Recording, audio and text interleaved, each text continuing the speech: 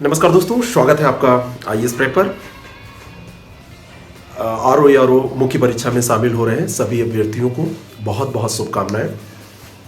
अंतिम समय जो भी आपने तैयारी की है उसका परिणाम क्या होगा वो कल की परफॉर्मेंस पे निर्भर करेगा जो आप करके आएंगे। 2 दिन में आपका एग्ज़ाम संपन्न होना है। पहले दिन आपके कहने को 3 पेपर, लेकिन आयोग उनको 2 पेपर मानता है। हिंदी का एक आपका ऑब्जेक्टिव पेपर जो होता है 30 क्वेश्चन का, और दूसरा जो लिखित पेपर जिसमें ड्राफ्टिंग और हिंदी आलेखन जिसको बोलते हैं, जिसमें पत्र वगैरह पूछे जाते हैं, वो पेपर। ये दोनों पेपर एक साथ आपके हो जाएंगे। 3 घंटे के समय में 2.5 घंटा आपको दिया जाएगा आलेखन वाले पत्र के लिए, प्रश्न पत्र के लिए, और आधा घंटा आपको दिया जाएगा हिंदी वाले प्रश्न पत्र के लिए। बाकी जीएस का पेपर फर्स्ट मीटिंग में आपका होगा। 120 क्वेश्चन का ये जीएस का पेपर। आप लोगों के मन में और सबके मन में ये अभी थोड़ा सा कंफ्यूजन है कि कितने क्वेश्चन अटेम्प्ट करें। नेगेटिव मार्किंग है, नेगेटिव मार्किंग में कितना हमको स्कोर कम से कम करना चाहिए, कितना सेफ होगा। तो मैं आपको यहाँ पर कुछ सेफ साइड बताने जा रहा हूँ कि कम से कम कितना करना है। देखिए, बहुत कम करने से एक चीज़ ये होगी कि आप कम करेंगे तो ज़्यादा तो आपके सही नहीं होंगे, कम होने की संभावना रहेगी। तो बहुत कम अटेम्प्ट करके आप नहीं आएंगे। 120 क्वेश्चन आपसे पूछे जा रहे हैं, तो उनमें केवल आप वही क्वेश्चन छोड़ेंगे जो बहुत टफ होंगे। तो मेरे हिसाब से आप लगभग 110 क्वेश्चन कम से कम अटेम्प्ट करके आएंगे। 110 से कम ना अटेम्प्ट कीजिएगा, और 10 क्वेश्चन ये वही छोड़िएगा। और अगर वो भी आप रिस्क ले सकते हैं तो उनको भी कीजिएगा जो बिल्कुल आपको नहीं आते, जहां पर 3 ऑप्शन में कंफ्यूजन है। बाकी 2 ऑप्शन वाले तो आपको करना ही है, उसमें तो कोई दो राय नहीं है कि उसको छोड़ के आए। दूसरी चीज यहां पर एक कंफ्यूजन वाली जो है वो ये है कि निगेटिव मार्किंग में हिंदी में क्या करें। हिंदी में आपको बिल्कुल परेशान नहीं होना है। आप 30 क्वेश्चन पूछे जाएंगे तो 30 के 30 करके आएंगे। अगर एक आध क्वेश्चन उसमें गलत भी आपके होते हैं तो कोई बहुत बुरी बात नहीं है, छोड़ के आएंगे तभी उसमें मार्क्स नहीं मिलना है। और अगर उसमें एक गलत भी हो जाएगा तो बहुत कोई समस्या नहीं है। अब बात कर लेते हैं कि स्कोर कितना होना चाहिए, जो अच्छा स्कोर है जब आप सिलेक्शन के करीब पहुंचेंगे। तो जीएस के पेपर में मेरे हिसाब से कम 80 से ऊपर जब आपका निगेटिव मार्किंग काट के स्कोर होगा। 120 क्वेश्चन आएंगे, 120 में जब 80 से ऊपर आपका सही होगा, कहने का मतलब निगेटिव, मान लीजिए कि आपने 110 किए और उसमें से 20 आपके गलत हो गए, तो 20 गलत हुए तो 20 के 7 क्वेश्चन कट जाएंगे मोटे तौर पे। 7 त्रिक 21, अगर 21 गलत होते तो 7 कटते, तो आपका स्कोर 83-84 आ गया। तो ये वाला स्कोर, कहने का मतलब 110 में 20 गलत, 90 बचा, 90 में से फिर 7 और काटिए इसको, तो 83-84 जो ये आ रहा है, ऐसा कम से कम आपका 80 से ऊपर होना चाहिए। हिंदी में आपका स्कोर कम से कम 29-30 क्वेश्चन, 30 ही पूछे जाएंगे, उसमें 28 से कम नहीं होना चाहिए। ये आप सोच कर जाइए, पॉजिटिविटी के साथ पॉजिटिव एनर्जी लेकर जाइए, इतना आपका सही होना चाहिए। अब हिंदी के ड्राफ्टिंग वाले पेपर की हम बात करते हैं। तो ड्राफ्टिंग वाला जो पेपर है उसमें कुछ पोर्शंस हैं जहां पर आप मार्क्स गेन कर सकते हैं। जैसे क्वेश्चन नंबर 1 जो है, क्वेश्चन नंबर 1 में आपको गद्यावतरण दिया जाएगा, उसका शीर्षक, सारांश और रेखांकित अंशों की व्याख्या करनी होगी। सारांश जब लिखिए तो उसमें शब्दों की सीमा का पालन अनिवार्य है, आप अच्छे से करिए, अपने शब्दों में लिखिए। कितने शब्दों में लिखा है वो इंगित कर दीजिए। टाइटल जो दीजिए उसको सही से बिल्कुल सोच विचार कर ऐसा दीजिए जो सारगर्भित हो। कोशिश करिए 1 शब्द का टाइटल, नहीं हो तो और या वा लगा के 2 शब्द का टाइटल, बहुत लंबा टाइटल मत दीजिए। दूसरा क्वेश्चन टेबुलर फॉर्म है, उसको आप सटीक बना देंगे तो उसमें आपको 75% मार्क्स मिल ही जाएंगे, 80% मार्क्स मिल ही जाएंगे। 15 नंबर का वो है, उसको आप अगर सही से बना देंगे, यानी कि क्रमांक, तो उसमें क्रम दिया होता है और क्रमांक के बाद में जो भी टेबल का है, यानी कि पत्र संख्या, फिर स्थान, दिनांक, प्रेषक, प्रेषती और विषय आशय। विषय आशय में पत्र को पढ़ के उसका सार आपको लिखना है। ऐसा नहीं कि केवल पत्र का विषय ही आप लिख दें। पत्र का केवल विषय लिखना होता तो इसकी ज़रूरत क्या पड़ती। तो पत्र का सार उसमें देखकर फिर आप उसको लिखिए। फिर तीसरा क्वेश्चन आता है और वो तीसरा क्वेश्चन पूरा पत्र का होता है। पत्र लेखन में 3 क्वेश्चन पूछे जाएंगे। 24 नंबर का ये तीसरा क्वेश्चन होगा और तीसरे क्वेश्चन के 3 पार्ट होंगे। तो इनको बड़ी सावधानी से आपको करना है। इसमें एक कंफ्यूजन है लिखित प्रारूप को लेके कि लिखित प्रारूप में हम क्या करेंगे। एक होता है प्रारूप, तो प्रारूप में तो जब पूछा जाता है तो आप प्रारूप डॉट डॉट करके वो बना देते हैं सेवा में, और प्रेषक प्रेषित आप लिखते हैं जैसा जहाँ पर जो आवश्यकता होती है उसको फिर डॉट डॉट करके थोड़ी सी सामग्री लिख के आप बना देते हैं। लेकिन पिछले 2 वर्षों के पेपर में 2017 और 2014 में पूछा गया लिखित प्रारूप। तो लिखित प्रारूप को लेकर लोग परेशान हैं कि लिखित प्रारूप में हम क्या बनाकर आएंगे, क्या लिख कर आएंगे। तो मैं आपको बताना चाहता हूं कि ऐसी कंफ्यूजन में आप प्रारूप भी बनाइए और एक छोटा सा उदाहरण भी डालिए, दोनों चीजें करिए। लेकिन एक समस्या आ रही है, वो समस्या ये आ रही है कि ये एक क्वेश्चन के लिए कॉपी में 3 पेज ही दे रहे हैं, मतलब आयोग हमको केवल 3 पेज दे रहा है, और इन 3 पेज में हम परिभाषा भी लिखें, विशेषता भी लिखें, या अंतर पे पूछा गया अंतर भी बताएं, और 2 प्रारूप पूछ लिए गए अगर एक क्वेश्चन में तो दोनों को लिखें, जैसे बीओ के एग्जाम में इन्होंने पूछा, तो उसके लिए जगह कम पड़ जाएगी। तो ऐसे में लिखित प्रारूप की जगह आप क्या करिए, उदाहरण ही दे दीजिए, है ना, उदाहरण में प्रारूप भी रहेगा। तो ऐसा आप कर सकते हैं। बाकी ये मेरा सुझाव है, आप इसको मानते हैं या नहीं, आपको जो समझ में आया वो भी कर सकते हैं, या जहां से आपने जानकारी ली है, ये मेरा सुझाव है। चौथा क्वेश्चन बहुत ही इंपॉर्टेंट है और ये सिलेक्शन में सबसे महत्वपूर्ण भूमिका निभाने वाला क्वेश्चन है।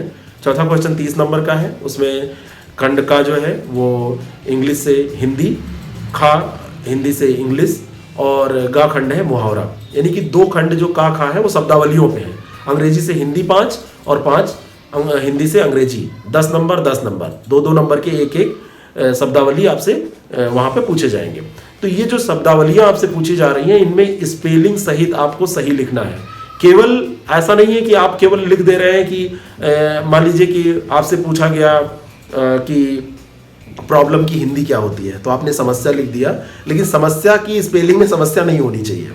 एक उदाहरण मैं दे रहा हूँ, इतना सरल आपसे पूछा भी नहीं जाएगा। मान लीजिए आपसे पूछ दिया गया रिमाइंडर की हिंदी क्या होती है, तो आप उसको लिखिए, तो उसको सही से स्पेलिंग का ध्यान रखिए। आपसे दिया गया मान लीजिए कि समीक्षा की अंग्रेजी क्या होती है, तो समीक्षा अधिकारी के पेपर में समीक्षा की अंग्रेजी कम से कम आपको सही से पता होनी चाहिए। रिव्यू आप लिखें तो सही स्पेलिंग उसका ध्यान रखिए कि स्पेलिंग आपकी गलत ना हो।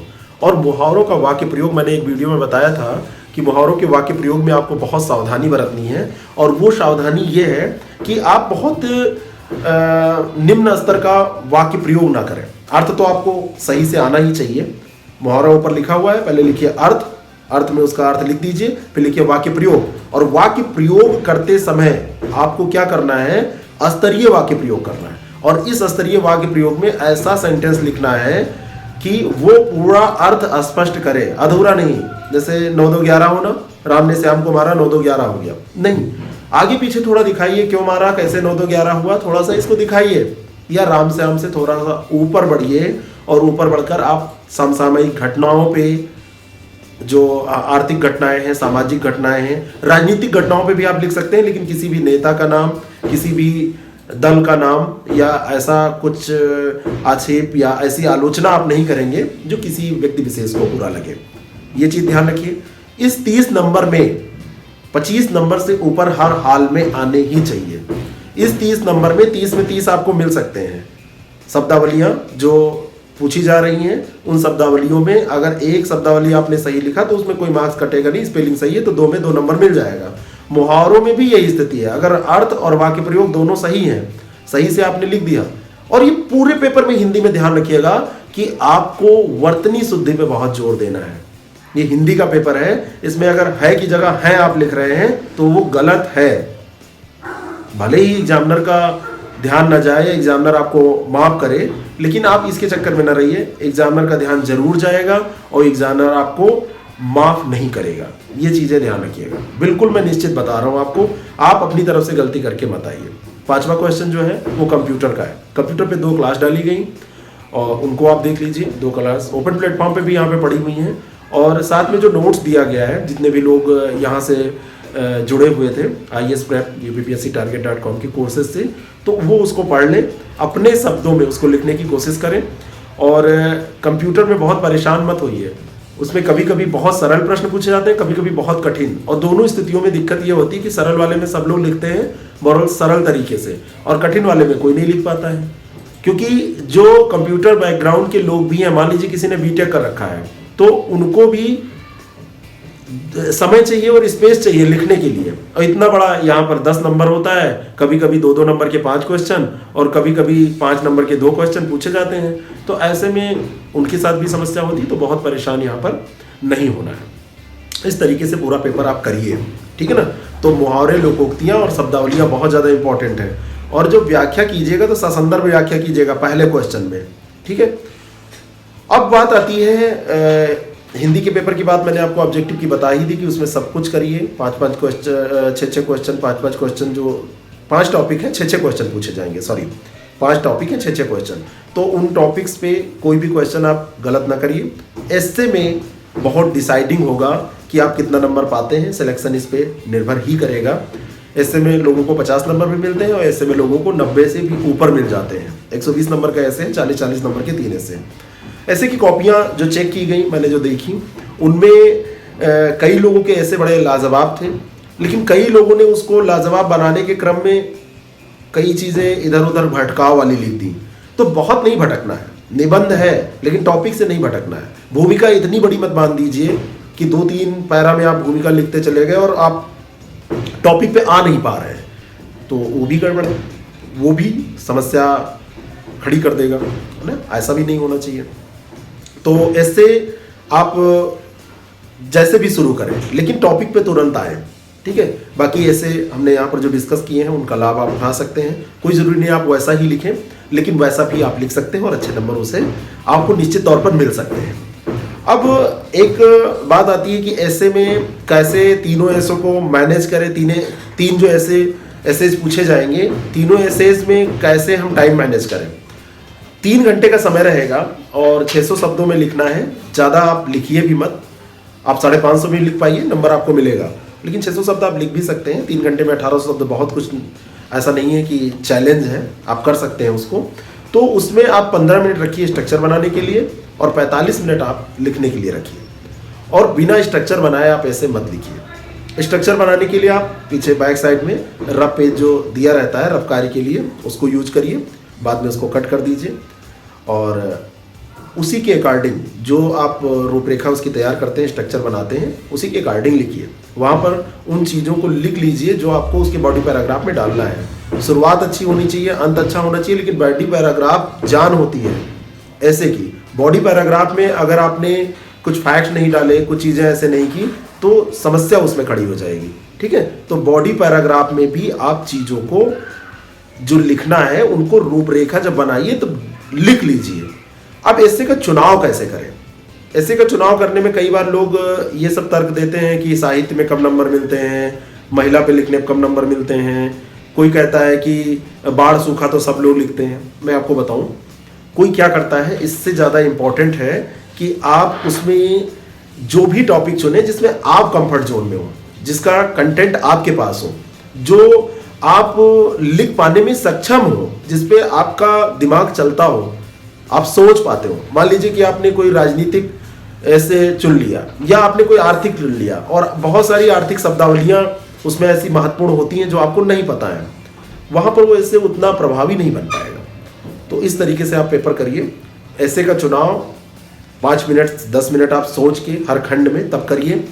और ऐसा नहीं कि मिला पेपर आपने लिखना चालू कर दिया और बस अब मतलब समय रहता है, ऐसा नहीं है कि समय का बड़ा अभाव है, तो इतना जल्दबाजी करने की कोई ज़रूरत नहीं है, ठीक है। तो आपका टारगेट 80+ जीएस में, 60 में 60 हिंदी में, 56-57 नंबर से कम बिल्कुल हिंदी में नहीं होना चाहिए और 75 नंबर कम से कम आप टारगेट लेके चलिए। 75% आप हिंदी ड्राफ्टिंग वाले पेपर में और ऐसे में आपका टारगेट 80 नंबर होना चाहिए 120 में।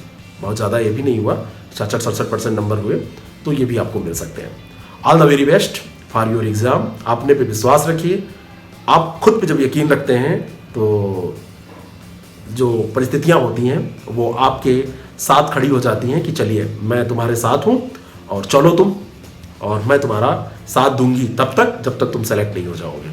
और जब आप डर जाते हैं तो परिस्थितियाँ भी कहती हैं ये डरपोक इंसान है और इसका क्या साथ देना, जो करना है ये करें। तो ऑल द वेरी बेस्ट, भगवान आपका साथ दे। आपने जो पढ़ा है, जो आपने मेहनत किया है, वो सारी चीज़ें आप वहाँ कर पाएँ। Thank you very much.